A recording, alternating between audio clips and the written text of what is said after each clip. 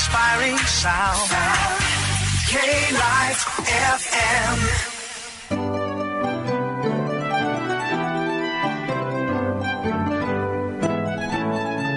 Sesaat lagi Anda akan simak perbincangan menarik bersama GIMB Foundation yang akan membahas berbagai topik bagi para entrepreneur muda untuk menggali knowledge, skill, dan attitude yang dapat menumbuh kembangkan bisnis agar mampu berdaya saing. Anda dapat mengikuti acara ini mulai jam 7 sampai 8 malam di 107,1 FM Bandung's Inspiring Sound. Anda dapat berinteraksi di 022 253 1972 atau di 022 253 2072. SMS di 0812 203 1972. Facebook di K-Light 107,1 FM.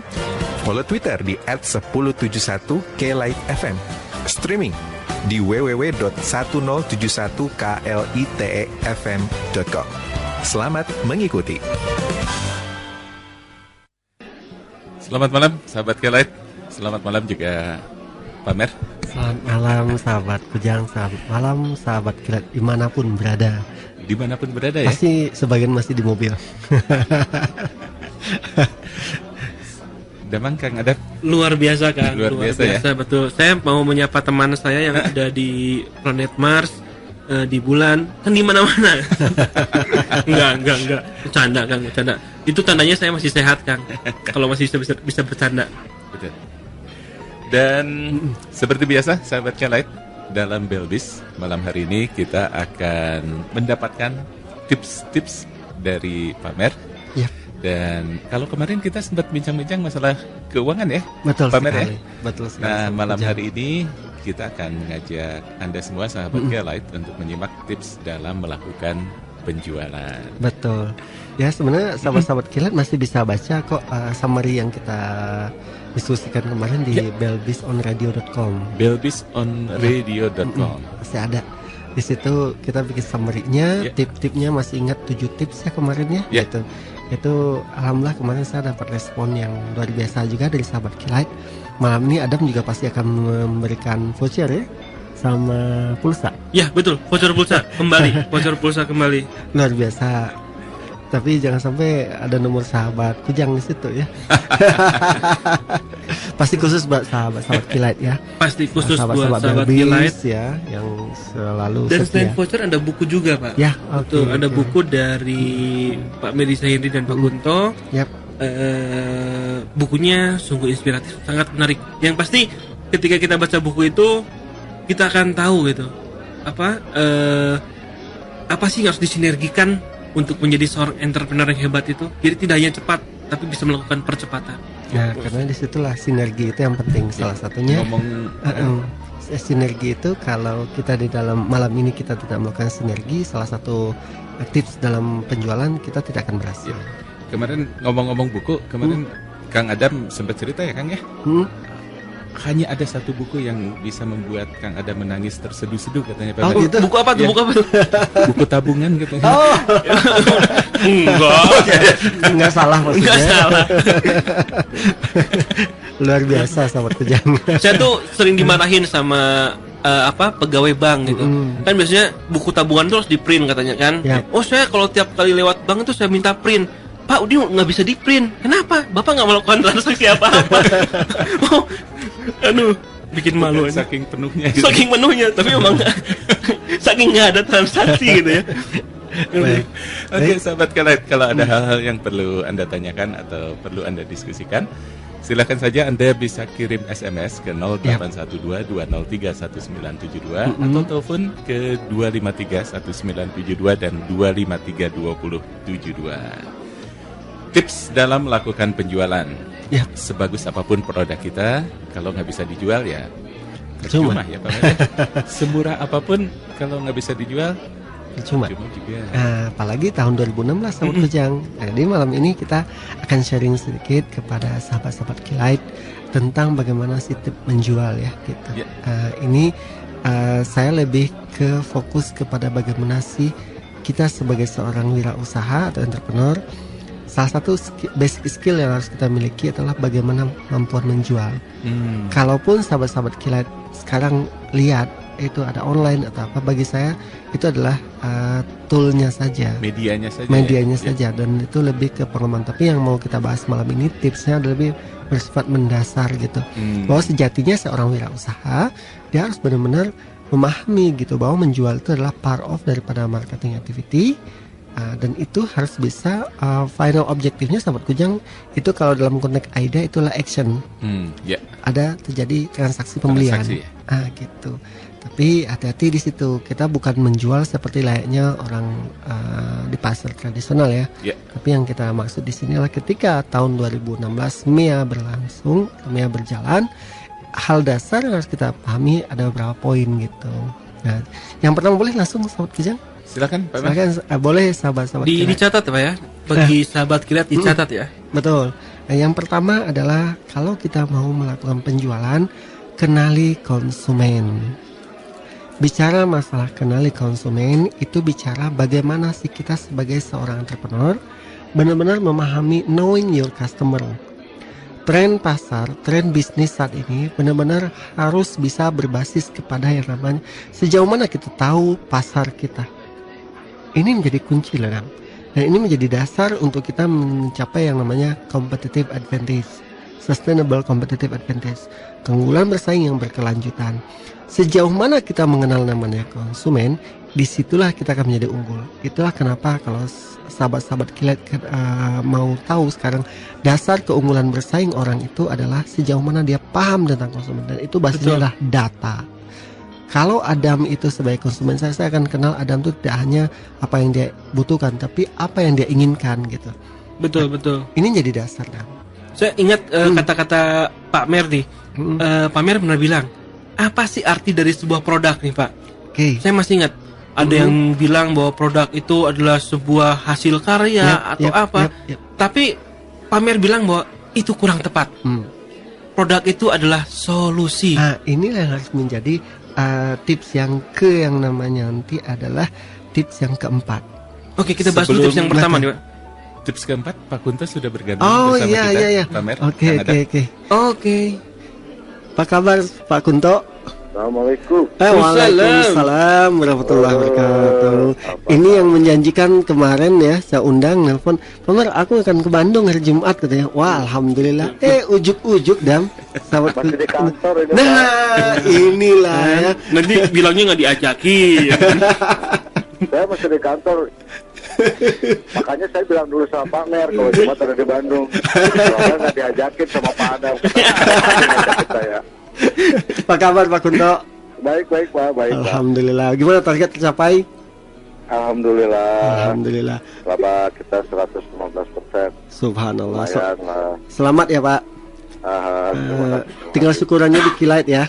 Iya ini syukuran di Bali nih kita. Jadi kalau yang di sini syukurannya syukurin gitu ya. Pak Kunto, malam ini kita berbagi dengan sahabat-sahabat Kilait.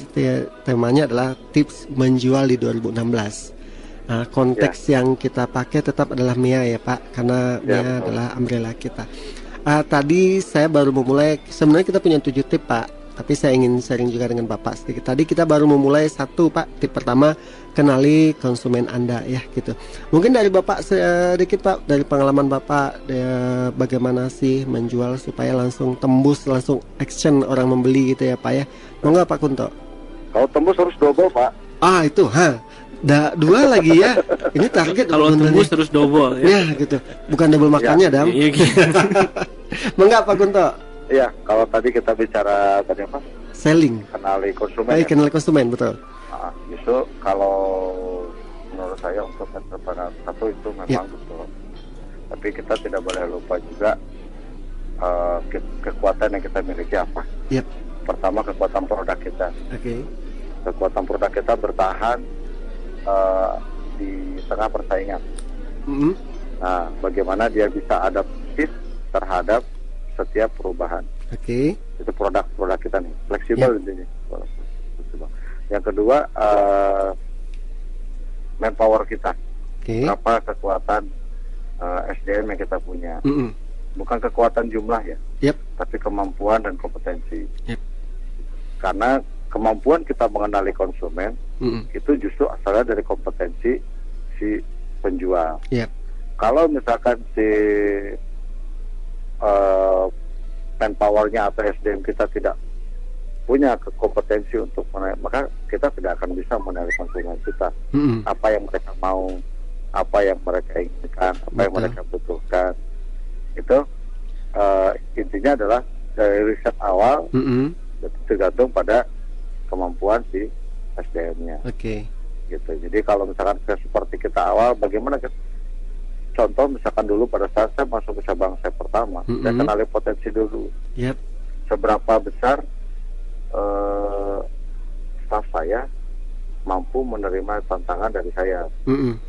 Jadi ketika kita kasih tantangan dalam 1 minggu, kamu berani bisa sales berapa, dan terbukti hanya waktu dalam 5 hari kita bisa mengumpulkan NOA sampai 600 orang. Bahkan Desember kemarin kita mengumpulkan sampai 1.800 NOA dengan jumlah total tabungan 16,9 miliar hanya dalam waktu 2 minggu. Karena ketika kita tahu bahwa SDM kita terbiasa di challenge, maka kita yang harus belajar mencari challenge apa yang membuat mereka nggak jenuh, sehingga mereka mampu menembus pasar. Gitu. Kalau konsumen yang tadinya nggak need, yang nggak mau, tapi karena keahlian dari SDM kita menawarkan, dia akan muncul keinginannya yang tadinya tidak terpikir, dia akan menjadi terpikir itu. Begitu. Nah, yang awal nih, langkah awal itu. Menurut saya, Pak Mer. Jadi di situ selain dirinya juga ada timnya ya, Pak ya? Iya. Nah, kekuatan tim ini dalam hal tadi kata Bapak tadi adalah bagaimana dia mengenali itu pasar, kemudian dia juga akan meng-approach itu pasar sampai jadi bahkan doubling ya, Pak ya? Double ya. Oke. Pak, pengalaman Bapak sendiri, Pak, pernah ditolak, Pak? Sering, Pak. Sering, Pak. Konteksnya apa dulu, Pak? Nah, itu kan kejebak nih. Dalam menjual, Pak. Dalam menjual. Banyak. Itu pasti, Pak. Dalam kita proses menjual, 50 kali kita menjual, paling tidak 10-15 kali kita tolak. Paling tidak itu. Nah, Bapak bagaimana menghadapi itu, Pak? Tapi justru dengan penolakan itu, kita tahu sebetulnya mereka maunya seperti apa. Jadi ketika kita menanggapi penolakan, maka kita memberikan satu pertanyaan. Bukan pertanyaan sih sebetulnya. Jadi cenderung kepada pancingan kepada mereka supaya mereka mengeluarkan apa yang mereka mau. Misalkan gini, aduh Pak, kayaknya produk saya kurang ini ya, ini ya. Kok enggak Pak, enggak begini-begini. Dengan kemampuan komunikasi yang kita miliki, maka kita bisa menggali niche dari hasil penolakan tadi. Gitu. Jadi kalau Adam ditolak, jangan kecil hati, Adam. Tolak apa nih, Pak nih? Ya pokoknya apalah, itu kesuksesan tertunda, Adam. Enggak, kalau ditolak cinta kayaknya mustahil, Pak. Aduh, itu masih ada bisa dukun bertindak, Pak.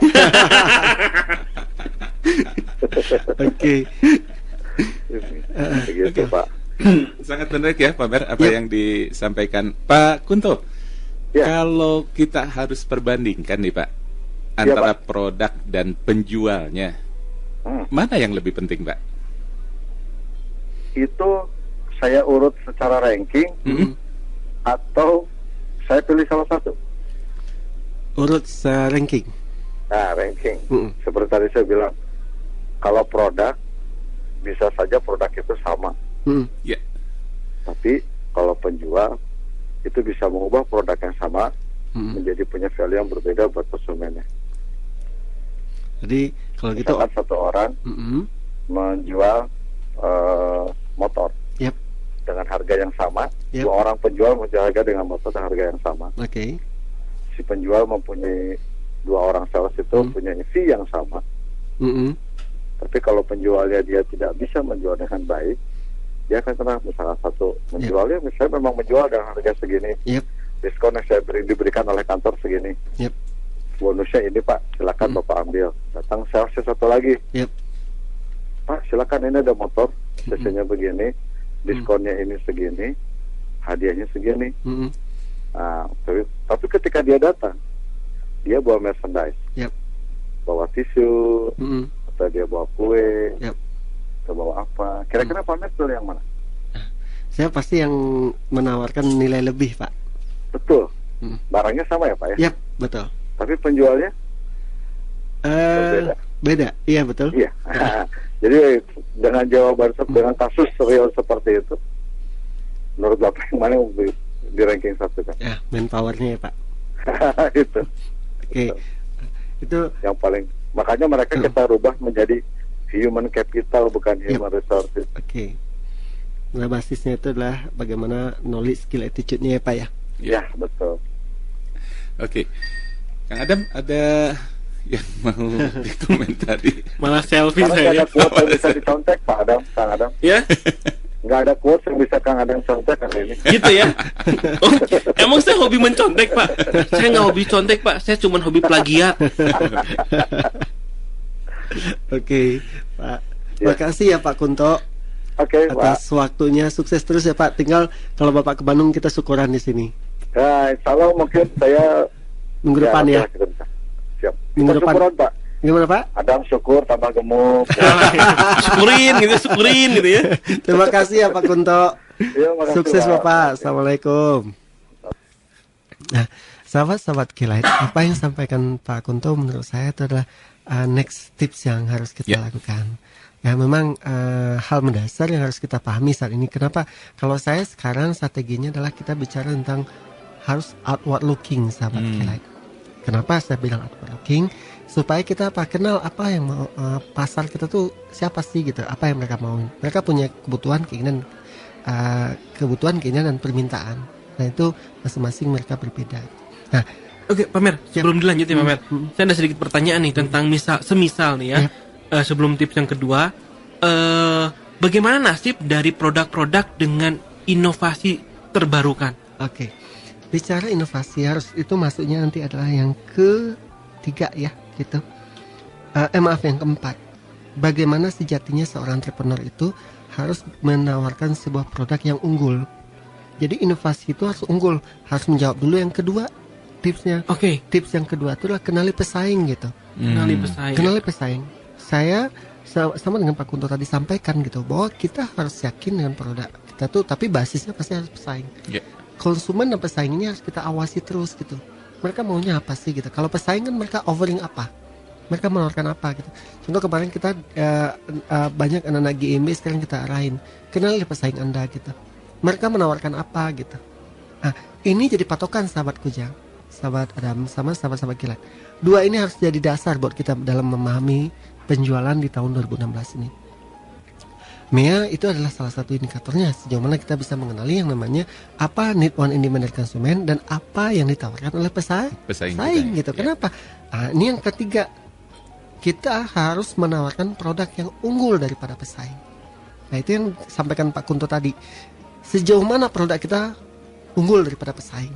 Tentu kita harus benar-benar melakukan apa yang ada disampaikan, inovasi terbarukan. Dan inovasi itu adalah prosesnya. Awalnya sih kreativitas ya. Kreativitas itu bagaimana kita mengembangkan ide-ide. Kemudian ide itu kan harus berbasis kepada keinginan pasar. Nah, jadi harus berbasis keinginan pasar ya. Betul. Nah, semisal nih saya memproduksi sebuah produk baru yang memang pasar belum tahu produk tersebut. Nah, gimana nih caranya biar produk saya bisa diterima? Kalau gitu, ada memilih di dalam marketing itu ada dua, ya, market driven atau market driving. Kalau yang saya sampaikan saat ini, kalau kita bicara masalah entrepreneur ya, wirausaha di kelas kita, di sharing kita ini, saya selalu lebih baik kita market driven dulu. Market driven adalah bagaimana kita memahami produk pasar itu dan itu produk kita didorong oleh maunya pasar. Maunya pasar ya. Kalau market driving kita menawarkan sesuatu yang belum ada di pasar, kemudian kita masuk ke pasar. Apa caranya? Itu yang ada bilang. Secara konsep itu jauh berbeda. Dan itu butuh resources yang lebih mahal dan lebih banyak. Contoh kalau kita di market driving, kita harus cari uang modal untuk promo yang lebih banyak. Kemudian kita harus benar-benar bisa meng-offer lebih luas ke pasar gitu. Tingkat resikonya lebih tinggi gitu. Pasti sahabat Kujang. Tingkat risiko barang itu dibeli apa tidak. Gitu. Risiko terbesar adalah barang itu karena mereka tidak mengenali, akhirnya mereka akan susah untuk dibeli orang. Nah, pasti penjualan pasti slow down. Nah, ini harus menjadi perhatian. Jadi kalau bicara konteks itu, ketika kita punya inovasi dan itu belum dikenal, kita mau melalui yang namanya AIDA kemarin. Kita harus bikin orang terkenal dulu, ya gitu. Kita selalu ngundang sahabat-sahabat kilat untuk hadir di Belbis ini ya. Silakan sharing di sini untuk namanya melakukan attention. Kemudian interest, orang tertarik. Kemudian desire, berminat. Karena adalah action. Nah jadi kalau kita ambil baru 2 tips ya Pak ya. Udah masuk ke 3 nih. 3 tadi. Bagaimana kita menciptakan sebuah produk yang unggul daripada pesaing. Oke. Itu menjual ya. Menjual. Saya pernah baca Pak salah satu media asing di Korea gitu ya, di online. Mereka membahas tentang sebuah produk. Produk yang paling buruk adalah produk yang berguna, yang sangat baik gunanya, namun tidak ada pembelinya. Nah, sepakat. Itu ada inovasi yang gagal. Padahal produk itu sangat bermanfaat misalnya Pak ya, sangat baik banget produknya. Salahnya di mana? Karena tidak dikomunikasikan. Tidak komunikasikan. Hati-hati, konsumen kita semakin pintar semakin tidak loyal lah. Dia membandingkan dengan pesaing gitu. Betul, apalagi mungkin orang-orang Korea kan mungkin ya mereka inovasinya nyeleneh gitu Pak, biasanya gitu ya. Betul. Sampai ke orang juga nyeleneh gitu ya. Ya mungkin inovasinya aneh-aneh dan mungkin menurut kita orang Indonesia inovasinya sangat berguna. Tapi di pasaran kok nggak laku gitu. Betul. Nah, itu karena mungkin karena tadi Pak ya, bahwa bagi saya inovasi yang gagal. Inovasi gagal sebenarnya Pak ya. Baru sebatas kreativitas. Karena inovasi itu basisnya adalah pasar. Jadi inovasi itu tidak boleh berdasarkan kegunaan manfaat yang besar saja. Tapi kalau dalam konteks kita ya. Iya. Dalam konteks kita inovasi itu adalah kreativitas atau ide-ide yang bisa diterima oleh pasar. Jadi wajib diterima oleh pasar. Betul. Itu. Wah, bahaya nih ya. Ya. 3 dulu ya. Jadi sahabat Kujang. Kita harus benar pinter-pinter. Nah, itu poin. Pasar ya. Mengelola pasar gitu ya. Betul. Pasar itu bukan berarti hanya pasar yang kita lihat jenisnya misalnya pasar market gitu ya Pak, tapi pasar ini hati-hati loh, pasar itu kalau secara kasat mata kan bicara konsepnya adalah tempat bertemunya penjual dan pembeli. Betul ya. Di pasar itu terdapat dominannya adalah konsumen gitu. Di tengah-tengah pasar itu ada apa Pak?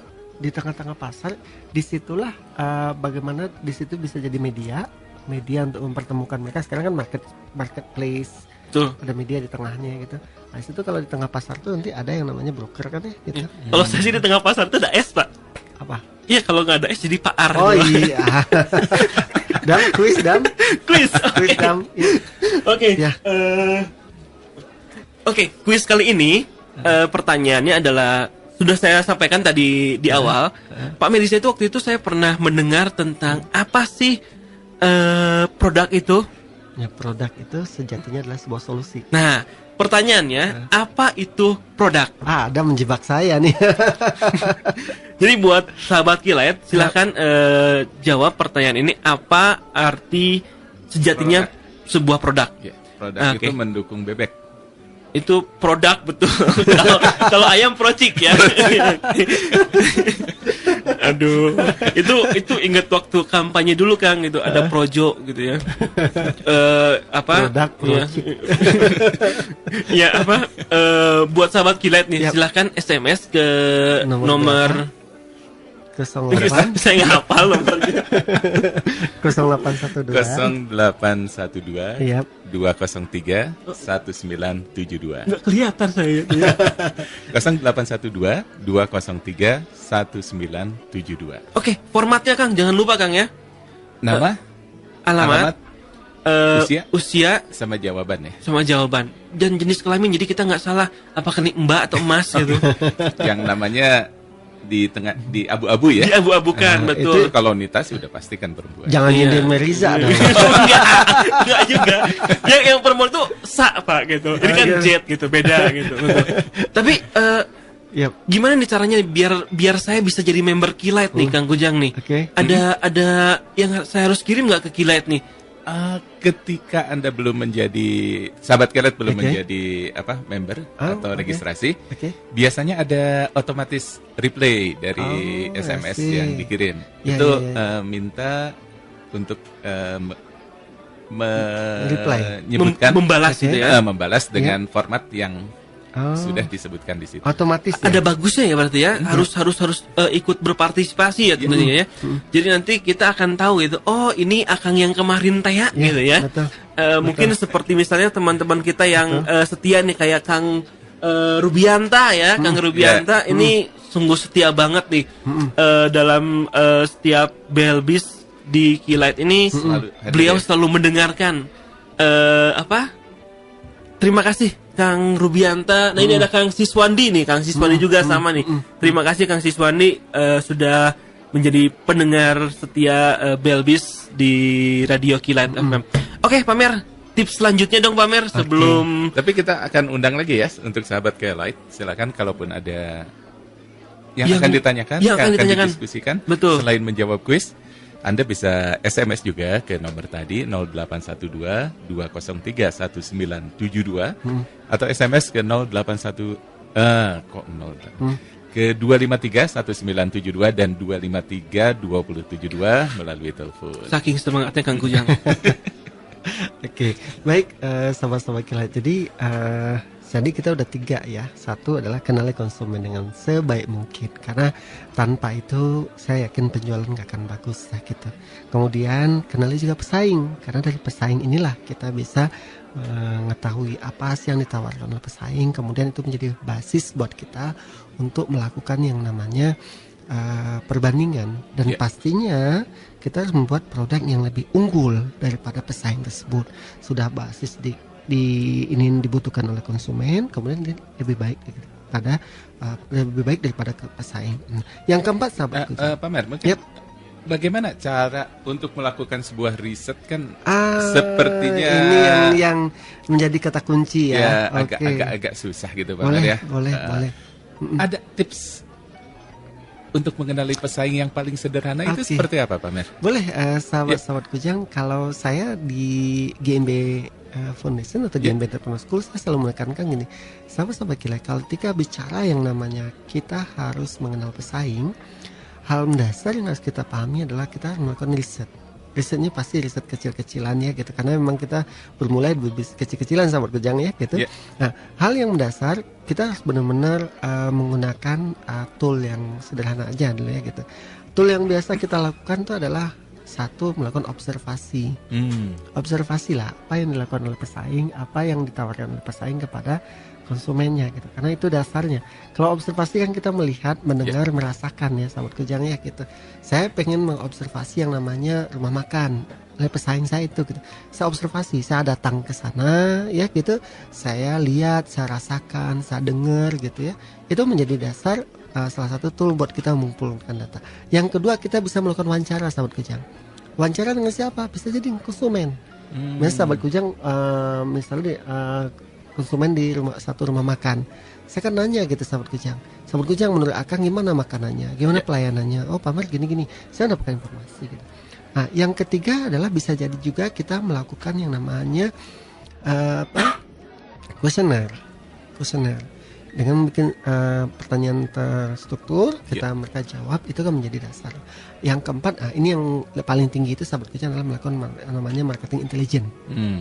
Kita harus marketing intelijen, betul. Berarti kita harus intel. Min ya. Apa itu? Marketing intelijen. Kan kalau di negara kita ada BIN. Oh, gitu. Kalau ini MIN gitu ya. MIN singkatannya ya gitu. Marketing karena intelijen. Disinilah kita harus menjadi seorang intel.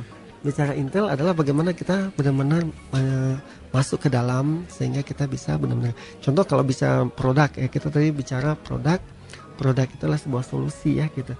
Kita harus benar-benar memahami itu dengan baik kita gitu.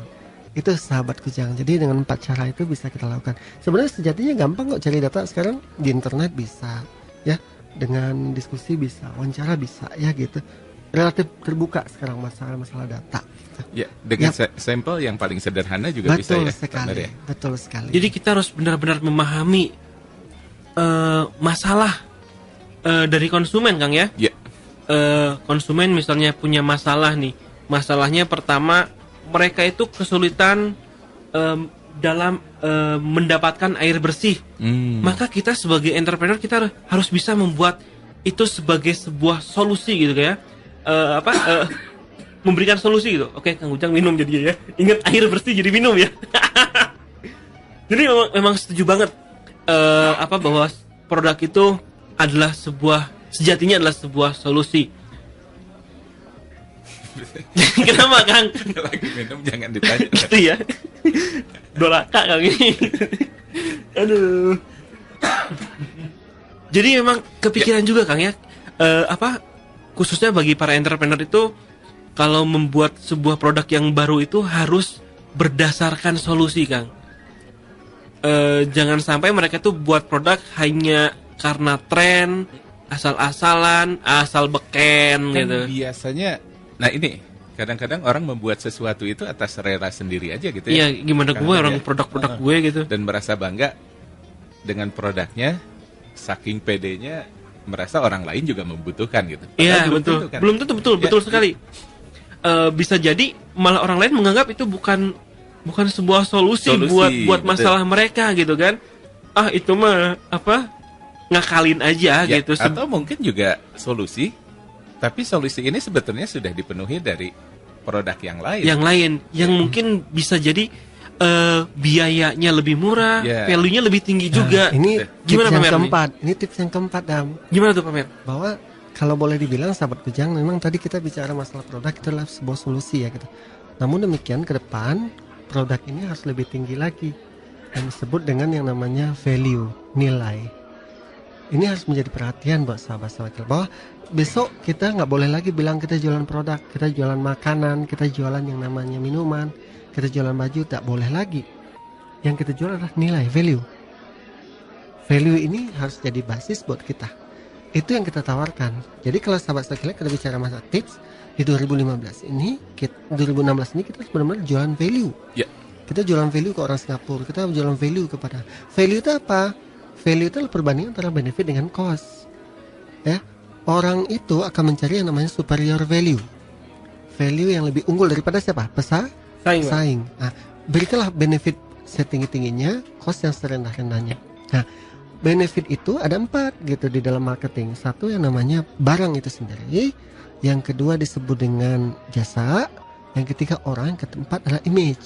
Nah, jadi kita sahabat-sahabat kita bisa jualan image tinggi-tingginya gitu. Ya, cost bagi cost itu ada 4 juga gitu. Ada time cost, monetary cost, psychological cost, sama energy cost. Nah, ini harus menjadi consider kita. Ya. Tip yang keempat. Pamer, produk itu solusi. Yap. Nah, penjual itu pemberi solusi sebetulnya ya. Betul. Dia harus menjadi seorang konsultan. Betul. Bagi konsumennya. Bagi konsumennya. Kalau bicara, saya tertarik dengan bahasa sahabat Kujang barusan adalah konsultan. Ya. Konsultan ini adalah yang disebut dengan value, bagian daripada value. Misalnya kita jualan apa ya sahabat Kujang? Kita jualan yang namanya minuman. Ya, minuman ini baru sebuah solusi karena dia haus. Tapi nggak cukup dengan gitu, karena yang lain juga jualan seperti itu. Nah, kalau sahabat Kujang tadi kan bicara masalah konsultan. Bicara konsultan itu bicara masalah yang disebut dengan bisa jadi servis, ya, bisa jadi keramah tamahan, bisa jadi image juga gitu. Nah, ini menjadi kumpulan yang disebut dengan value. Jadi sahabat-sahabat kilat, kalau kita mau tip yang menjual yang keempat itu adalah jangan lagi sebut dengan yang namanya jualan barang, jangan lagi disebut dengan jualan solusi, tapi jualan value, nilai gitu. Tapi di quiz kita tetap tadi bahwa produk itu ekivalen dengan solusi gitu. Betul. Itu sahabat Kujang. Yang boleh yang kelima sahabat Kujang? Nah, sebelumnya Pak, saya mau tanya nih Pak, mungkin bagi beberapa sahabat kilat ada yang sedikit ambigu gitu ya. Memisahkan mana profit, mana benefit. Apakah profit itu selalu harus berbentuk uang, atau misalnya profit itu bisa berbentuk yang lainnya, atau benefit bisa nggak sih berbentuk uang? Dan orang tuh yang dicari orang itu nanti ketika bicara value itu dia akan mendahulukan profit dan benefit ya. Betul. Itu hal yang berbeda. Kalau profit, segala sesuatu yang didapatkan oleh orang ya dalam bentuk yang tangible, relatif tangible, bentuknya uang, untung dalam bentuk rupiah ya gitu. Ataupun barang misalnya dapat emas, dapat mobil gitu ya. Kalau benefit sesuatu yang bersifat intangible, manfaat gitu dan manfaatnya gitu. Nah, manfaatnya itu bisa jadi image dia naik, happy ya, senang, itu adalah bagian daripada benefit. Jadi penjual itu secara tidak langsung memberikan benefit Pak ya? Betul, tergantung dan mohon maaf, Adam beli belanja di pasar tradisional. Betul. Misalnya Adam beli buah ya gitu. Ketika Adam aku beli nih Pamer, aku beli nih jeruk misalnya. Betul. Gitu. Yang kalau Adam cuman sebagai penjual murni, ya udah beli jeruk selesai gitu. Oke? Betul. Itu Adam baru memberikan profit. Ya, betul. Fungsi lah utamanya. Tapi kalau Adam kasih konsultasi pamer, kalau mau jeruk tuh nanti simpan ya di kulkas karena ini nggak akan lama. Atau Bapak bagusnya kalau cara ngupasnya gini. Itu Adam juga memberikan benefit ke saya gitu. Betul, itu bisa meningkatkan value tadi, Pak ya. Betul. Itulah yang dicari orang saat ini, Dam. Bahwa yang dicari orang nggak semata-mata cuman basic. Betul, tadi pagi saya ke pasar juga, Pak. Kebetulan saya beli jengkol. Kang, enaknya disemur nih katanya. Jengkol. Caranya gimana biar nggak bau gitu. Nah, itu benefit dia betul. Kasih, Dam. Jadi ketahuan deh saya suka jengkol. Emang betul gitu. Sahabat Kujang itu, sahabat Kujang 4 ya. Jadi sahabat-sahabat kilat, tolong pahami sekarang. Kita bukan lagi jualan yang disebut dengan jualan produk. Tok, ya. Tok, gitu. Tapi kita jualan value. Nilai. Kenapa? Ingat kembali lagi bahasan kita di Belbis sebelum-sebelumnya bahwa kita harus ada konsep namanya AIDA puas loyal. Kita harus bisa membuat konsumen kita tuh puas, dia membuat dia loyal. Nah, komponennya itu, Dam, betul. Itu adalah di benefit, Dam. Lebih banyaknya bukan di profit. Nah, gitu. Oke. Yep. Sebelum diteruskan, kita jawab dulu satu pertanyaan dari sahabat Dadan nih, Pak Mer. Oke. Yep. Apa yang harus dipahami dalam menentukan produk? Oke. Sahabat Dadan, ini pertanyaan selalu ditanyakan ke saya sebenarnya. Dimanapun ya. Sahabat Dadan ini dari Jatinangor ya. Jatinangor, betul. Makasih sahabat Dadan atas respon daripada acara kita ini. Bicara tentang produk, ini harus kita pahami fondasi dulu dalam hal kita menjual. Karena itu masuk ke tips yang ketiga ya. Kita harus membuat produk yang unggul gitu. Apa yang harus dipahami dalam menentukan sebuah produk? Kalau kita memahami sebuah produk, kita harus tahu dulu produk itu apa sih gitu. Kalau bicara produk ansih ya gitu. Produk adalah segala sesuatu yang bisa ditawarkan kepada konsumen untuk memberikan solusi kepada mereka sehingga mereka puas. Jadi segala sesuatu yang bisa ditawarkan kepada konsumen untuk memberikan sebuah solusi sampai mereka puas gitu. Itu kata kunci dulu. Kemudian produk itu apa? Kalau segala sesuatu artinya lebih dari satu dong. Ya, lebih dari satu. Lebih dari satu memang kalau bicara menurut Philip Kotler ya, itu mbahnya marketing gitu. Mbahnya betul. Produk itu ada beberapa? Satu barang jelas ya, ke teman-teman bikin kue. Saya nggak tahu sahabat Dadan bikin apa nih ya. Kalau sahabat Dadan bikin minuman, makanan, baju, itulah barang. Yang kedua jasa gitu. Yang ketiga, ide bisa dijual nggak? Bisa. Ide bisa dibagai sebuah produk. Orang bisa dijual nggak? Bisa dalam konteks positif ya. Kenapa banyak ada manajer artis sekarang ya gitu. Betul ya. Nah, itu orang bisa dijual sebuah produk. Pengalaman bisa dijual? Bisa. Event? Bisa. Tempat? Bisa. Informasi? Bisa. Semuanya itu sahabat Dadan. Kita harus pahami dulu. Jadi sahabat-sahabat kilat, pertanyaan sahabat Dadan ini mendasar sekali gitu. Jadi jangan lihat, kalau ingin jadi entrepreneur harus bikin kue atau punya pabrik. Jangan. Salah besar gitu. Mimpi aja bisa dijual, Pak Mer. That's the point. Bisa ditulis, bisa disampaikan kepada orang. Itu bisa menjadi sebuah solusi buat orang tak gitu. Tinggal dipoles nanti menjadi sebuah value. Nah, sekarang apa yang harus dipahami dalam menentukan sebuah produk? Saya selalu bilang sahabat Dadan ya, selalu saat ini kalau kita sebagai entrepreneur, khususnya startup, kita harus memilih strategi yang namanya market driven gitu. Market driven adalah strategi bagaimana kita memahami pasar dulu. Kita tarik, kita bikin, kita sesuaikan dengan kompetensi kita. Itu yang harus kita paham. Jadi tetap pahami pasar dulu. Pasar tuh punya need, want, and demand gitu. Salah satu contoh Gojek mungkin itu salah satu. Karena dia tahu bahwa masyarakat butuh. Bahasa sama kita tuh membutuhkan gitu. Nah, dia membuat sebuah produk kan cepat perkembangannya cepat sahabat Kujang. Ada GoFood, ada GoBox ya. GoSend apa? Ya, GoFood itu ngirim kan. Kalau Sen itu ngirim barang, betul. Oke, itu kan menjadi karena dia tahu butuh pasar tuh gitu. Nah, kemudian lihat dasar itu yang Pak Kunto tadi sampaikan. Kita punya apa gitu?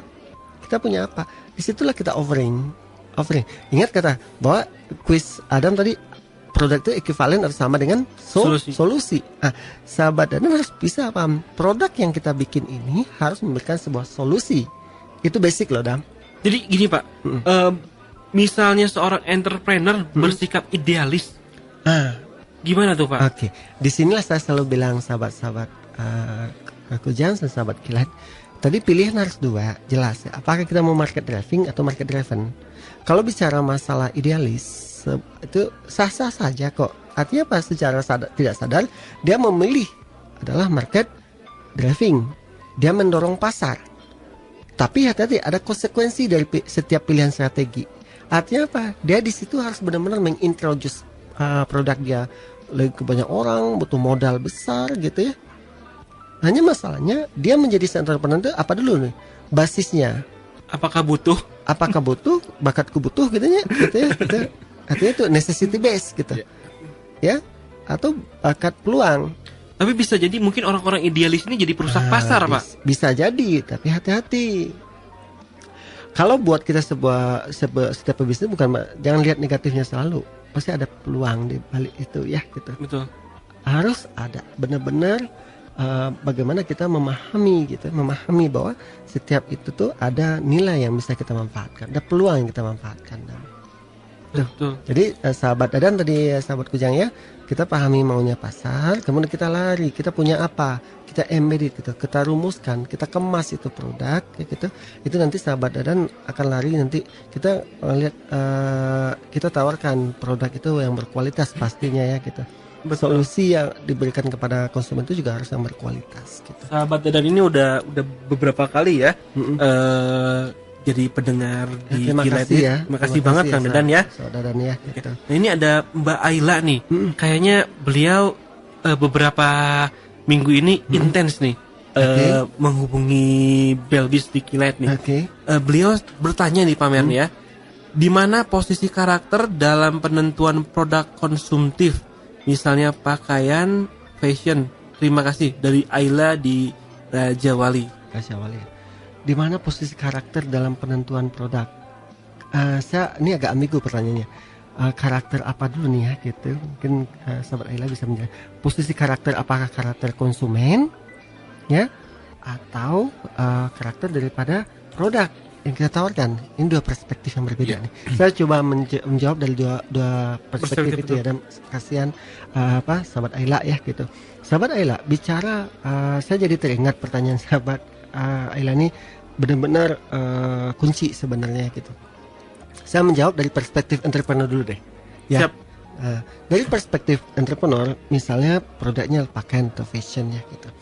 Sahabat Ayla, keberhasilan bisnis selalu saya bilang gini, kita bicara 5 tahun, 10 tahun ke depan gitu. Ya. Disinilah kalau saya bicara masalah karakter ya, kita akan ditantang buat bagi saya orang entrepreneur. Contoh kemarin ada ingat nggak minggu lalu acara GMB kita di Lembang? Betul Pak. Teh Erlin ya? Iya betul. Dia bisnis sebuah pakaian. Dia ketika lagi slow down, dia pindah ke bisnis yang lain gitu. Meskipun dia tidak meninggalkan. Selalu saya bilang, Teh Erlin hati-hati sebenarnya gitu. Orang itu akan mencari apakah produk kita punya karakter apa tidak gitu. Setuju Pak, Pak. Tidak hanya produk, orangnya juga gitu. Artinya apa? Karakter yang disampaikan oleh sahabat Ayla ini menjadi faktor penentu long termnya bisnis kita gitu. Oleh karena apa? Buatlah sebuah karakter di dalam produk kita. Contoh fashion. Apakah berpengaruh Pak? Karakter yang mencelak-mencelek itu bisnisnya bulan ini hati-hati. Di sini saya bilang ada menceritakan karakter yang negatif gitu. Ya apakah pengaruhnya negatif? Luar biasa dan luar biasa buruk berarti bagi bisnis Pak ya. Kenapa saya bilang sahabat Ayla? Karena saat ini market itu adalah bukan perang produk, perang persepsi gitu. Mana orang yang berkarakter, itulah yang akan dicari. Mana produk yang berkarakter. Contoh kalau fashion, sahabat Ayla misalnya fashion, karakternya itu ada misalnya kita benar-benar pakaian muslimah, ya. Karakter yang dimunculkan itu benar-benar sesuai dengan karakter syar'i yang menutup aurat semua gitu, tapi fashionable. Itu adalah sebuah karakter gitu untuk produk. Jadi sahabat Ayla, di mana posisi karakter itu, posisi karakter itu menjadi penentu gitu. Konsumen itu akan membeli gitu. Ya. Jadi kata kuncinya adalah kalau kita perspektifnya produsen, wirausaha, teman-teman harus menciptakan sebuah karakter buat bisnis itu. Contoh, saya selalu menggambarkan GMB, karakternya adalah wirausaha yang berbasis knowledge. itu benar-benar satu kunci terus. 3 tahun saya membangun itu terus. Contoh kita bikin kerjasama dengan sahabat Kujang Keylight, kita Belbis ini para off gitu. Jadi kita sebagai produsen harus benar-benar membuat sebuah karakter. Sekarang dari perspektif konsumen ya Dam. Betul. Bisa jadi di mana posisi karakter dalam penentuan produk. Sahabat Ayla sebagai produsen, karakter seseorang tuh akan menentukan sejauh mana dia punya need, want, and demand. Terakhir dia punya behavior, perilaku. Ya. Nah, oleh kenapa kita sebenarnya kalau di marketing yang setahu saya itu baru sampai bagaimana menganalisis perilaku mereka.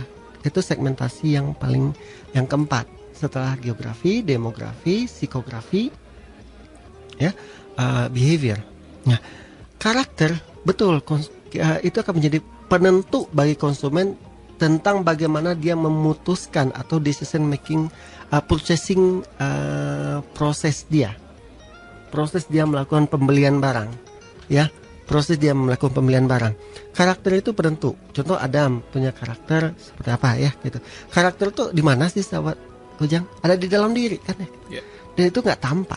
Hati-hati loh. Karakter itu seperti gunung es. Ya, gitu. Mungkin itu yang membuat konsumen semakin tidak loyal, Pak. Nah, sejauh mana kita mengenal kedalaman itu sahabat Kujang?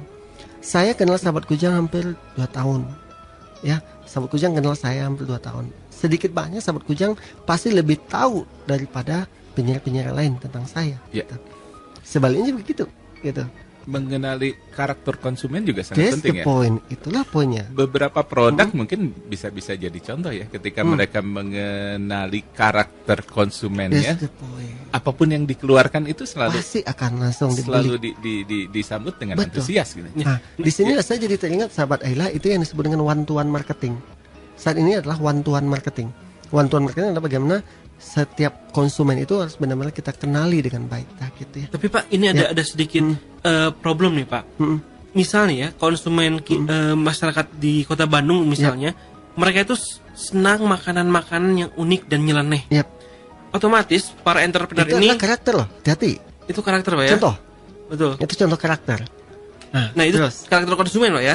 Nah, tapi dengan adanya karakter konsumen seperti itu memaksa para entrepreneur yang baru itu menciptakan produk-produk yang unik dan nyeleneh. Disinilah pertanyaan Ayla tadi, di mana posisi daripada karakter? Jelas posisi karakter itu adalah sangat strategik gitu, sangat strategik di dalam bisnis gitu, karena itu akan menentukan nanti bagaimana produk kita diterima pasar apa tidak gitu. Itu sahabat Ayla. Jadi kita menjawabnya dari 2 perspektif ya sahabat Kujang. Saya mohon izin tadi karena sahabat Ayla tadi tidak secara detail khusus ya membuat pertanyaan apakah dari perspektif konsumen atau perspektif wirausaha. Oke, kita sambungkan ya Kang Adam ya ke SMS berikutnya. Tapi sebelum SMS berikutnya mungkin tips berikutnya dulu Pamer. Apa gitu. Tips? Apa kuis dulu? Tadi soalnya ada yang menanyakan pertanyaannya apa di pertanyaannya apa? Oke, pertanyaannya apa sih produk itu? Kan saya udah bilang tadi dalam solusi. Produk itu ekuivalen dengan solusi. Jadi pertanyaan apa itu produk? Ada menjebak saya. Jadi bagi para sahabat Keylight, silahkan SMS dengan format nama, alamat, umur, jenis kelamin, lalu jawaban ke nomor 0812 203 1972. Iya. Oke. Pamer, tips dulu? Tips kelima dulu mungkin Pamer. Selalu saya bilang sahabat ini tips kelima. Tips kelima barulah saya lagi mengenalkan namanya Neuro Linguistic Program. NLP. Kita sebagai seorang entrepreneur harus benar-benar menguasai ilmu ini. Karena bicara tadi saya sampaikan saat ini kita sama konsumen itu harus one-to-one marketing. One-to-one marketing adalah bagaimana setiap orang itu kita kenali dan mereka harus dipengaruhi dari sisi ini sahabat Kujang. Harus dari sisi emosinya. Nah, ada beberapa tips yang dasar kalau di NLP itu. 1, kita harus bikin yang namanya rapport. Kita harus lakukan pendekatan dulu, intimacy dengan yang namanya konsumen kita. Gitu. Rapport. RAPPORT. Rapport. Boleh di ini Pak, apa itu Pak? Jadi bagaimana sejauh kita di tahap awal menjual itu harus mengenal, membangun yang namanya intimacy, kedekatan dulu. Ya. Itu singkatan Pak ya? Enggak, itu sebutan. Sebutan? Ya, istilah. pastilah. Wah, kelihatan bego banget seperti ya. Nah, yang kedua Adam, ask question. Ya, bertanyalah apa maunya konsumen, apa butuhnya konsumen. Ya, ask question. Jangan malu bertanya, Pak ya. Nah, kenali baik itu verbal dan non verbal. Ya. Kita harus benar-benar. Kalau Adam ini sahabat Kujang, ngelihat tampilan dia, apa yang non verbal yang sahabat Kujang ketahui? Dia punya brewokan? Ya. Apa kebutuhannya? Sering syukur gitu ya. Nah kan gitu, benar nggak? Iya. Kalau saya nanya, terlalu sia-sia saya gitu ya, sahabat Kujang itu. Nah, yang ketiga linkage, kita hubungkan apa yang bisa kita kasih solusi. Betul. Ya, yang keempat getting commitment, misalkan jual, tak gitu. Oke, tips berikutnya Pak Mer. Yang keenam, lakukan evaluasi. Evaluasi apakah orang membeli apa tidak. Itu yang sahabat Kunto tadi sampaikan. Dia mendapatkan penolakan dari orang. Kenapa ya gitu? Kenapa orang nolak? Kemudian yang ketujuh, lakukan perbaikan dalam hal menjual. Jadi kalau saya sekali ditolak sama sahabat Kujang, jangan langsung pundung. Jangan.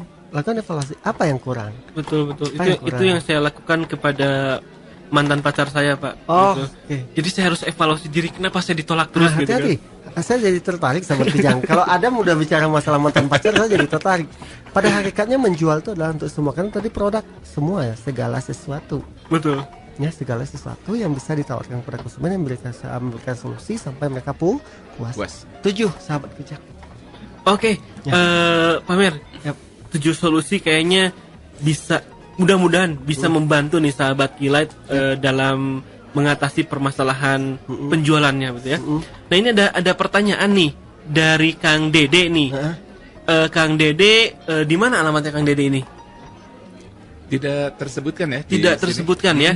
Oke, Kang Dede bertanya Pak Mer, bagaimana solusinya agar produk kita menang bersaing di pasar, sementara modal uang minim untuk mempertahankan keberlangsungan produk kita. Sahabat Dede, ini rasanya masalah semua orang deh ya. Tapi saya udah dapat menangkap pertanyaan sahabat Dede gitu. Bicara masalah modal itu bicara masalah orang ya gitu. Modal, uang terbatas ini, uang terbatas itu jelas. Karena jelas di dalam konsep ekonomi ada yang namanya scarcity, sahabat Kujang. Scarcity itu adalah bagaimana resources itu terbatas. Terbatas uang, terbatas tenaga, terbatas karyawan. Itu sebuah fakta nggak? Sebuah fakta. Nah, saya menyarankan sahabat Kujang, pahami konsep value, sahabat Dede. Value itu adalah perbandingan antara benefit dibanding cost, ya. Ini saya kalau ada kelihatan, kalau kita live streaming bisa saya tampilkan, tapi halo. Di sini benefit itu ada 4. Itu jelas produk. Nah, jelas sahabat Dede, kalau bicara masalah produk, bicara tentu butuh harga, biaya. Orang bilang harga itu berkorelasi positif dengan kualitas. Ini kan constraint, tapi jangan berhenti di situ sahabat Kujang. Yang kedua, sahabat Dede bisa mainkan di service. Service apa bisa kita tambah? Tadi kan Adam tadi bilang, Pak Mer, aku beli jengkol tadi. Si pedagangnya menawarkan, cara bikin semurnya kayak gini supaya baunya hilang. Yang ketiga, people, berilah keramah tamahan ke mereka. Yang keempat, image. Contoh, bagaimana kita kalau di GMB selalu menekankan low cost high impact dalam hal berpromosi. Biayanya rendah tapi impactnya besar. Ya bersahabat dengan media, itu salah satunya. Betul Pak. Nah, kemudian sahabat Dede, monetary cost. Bagi monetary cost, bagi time cost, plus energy cost, plus psychological cost. Mangga kalau datang ke GMB ini kita selalu sampaikan. Ya. Nah, salah satunya tadi keramah tamahan itu tanpa cost ya, Pak Mer ya? Tanpa cost. Ketika kita datang pelanggan tersenyum, tanya apa kabar. Simple. Nah, ada satu kunci lagi sahabat Kujang. Bagaimana kita selalu di GM itu menekankan orang tuh harus puas. Orang tuh harus puas beneran. Kenapa? Ketika dia puas, dia cenderung untuk loyal. Ya. Misalnya sahabat Kujang nih, customer atau di desa customer saya puas dengan saya, dia nggak akan mau pindah ke Adam. Oke, dia nggak mau pindah ke sahabat Kujang. Bahkan dia merekomendasikan produk saya ke orang lain. Ya. Padahal uang saya terbatas. Disinilah sahabat Dede kalau saya selalu menekankan, satu, pahami value. Jadi sahabat Dede, value itu tolong dicatat deh. Kalau ada di depan, ini ada kertas. Satu, value itu adalah perbandingan antara benefit dibanding cost. Oke, benefit dibanding. Kemudian benefit itu kita bagi 4. Satu yang namanya produk itu sendiri, ditambah namanya people, ketiga adalah service, yang keempat image. Jadi people, produk plus people plus service plus image dibagi 4. Satu, monetary cost, itu harga produk yang kita tawarkan. Kemudian time cost, bagaimana kita bisa mengurangi biaya orang tuh nunggu, sahabat Kujang. Ketiga adalah energy cost, bagaimana mereka nggak capek-capek ngambil produk kita. Keempat adalah psychological cost, ini yang dicari orang sekarang, bagaimana dia nggak stres mendapatkan produk. Nah, saya terapkan di GMB, saya terapkan ya, di bisnis saya yang jalankan juga saya terapkan. Saya sadar sekali, saya terbatas dalam bentuk uang, tapi yang saya lakukan itu, Adam pasti tahu bagaimana saya memaintain setiap konsumen saya. Betul. Sehingga dia loyal sama saya. Bahkan dapat produk bisnis baru itu dari rekomendasi dari orang itu. Jadi uang jangan dijadikan alasan. Oke, Pamer, saya pernah baca sebuah artikel nih tentang sebuah usaha yang unik di negeri tetangga. Oke. Keramat tamahan di restoran tersebut nilainya minus banget. Oke. Orang datang dimarahin. Oke. Wah, mau apa? Gitu ya. Tapi orang tuh balik lagi. Nah, oke. Nah itu kenapa tuh bisa seperti itu? Padahal mereka nggak ramah tamah ke konsumen. Disinilah kalau sahabat-sahabat kilat, kita harus tahu dulu produk kita tuh di pasar seperti apa kita. Tuh. Produk kita. Bahkan kan ada juga yang rumah makan gebrak gitu ya. Iya. Gitu. Ini apa, soto gebrak gitu ya. Soto gebrak gitu ya gitu. Itu menjadi sebuah karakter dia gitu. Betul. Dia tahu sekali ini mau dijadikan sebuah karakter atau tidak gitu. Ya. Atau yang kedua adalah apakah itu menjadi sebuah sesuai nggak di pasar dia. Misalnya gini, I'm the only one dam. I'm the only one in the market. Saya produk satu-satunya di pasar. Orang dependent ke saya. Apapun yang saya offering orang ini. Tapi itu gak akan berlaku lagi kalau pesaing ada. Tak pesaing. Itu pasti kurang. Contoh Gojek misalnya kita gitu. Betul. Kemarin berapa ribu orang dipecat sama dia.